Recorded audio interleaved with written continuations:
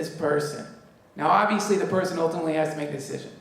But if you don't convince this person to like teach this person or give this person what they need to overcome that thing where when they wake up and they're like, I think I'll sleep for another hour. I think I'll work out tomorrow. Then I'm gonna destroy the whole fucking planet, Aubrey. So it's serious.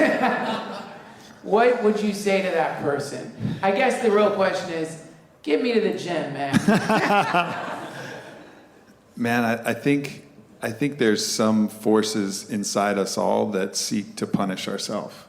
Some things that we haven't forgiven ourselves for, some things that we think we're not worthy of, some pleasure, some love, some joy, some bliss that we feel we just aren't worthy of, or maybe we're scared that if we feel it, we're going to lose it, that same thing we talked about. But a lot of it, I think, is that we judge ourselves to this standard of perfection, which is bullshit.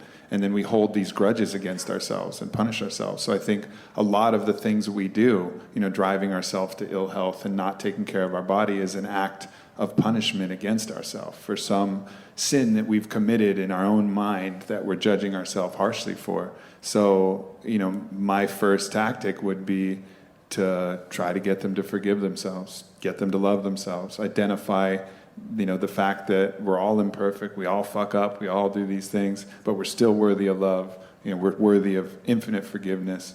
And from that standpoint, I think the problem corrects itself, because as you start to build that love and forgiveness, you'll start to nourish yourself in better ways, and you'll start to be drawn to these things that are, better and healthier, and you'll start to reward yourself with these things instead of it seeming like a punishment. Because so many times, even the act of going to the gym is like, I'm a fat, lazy piece of shit, I got to get in the gym. So it's still an act of punishment for the sin of being lazy, rather than an act of love and an act of worship for the fucking amazing being that we are.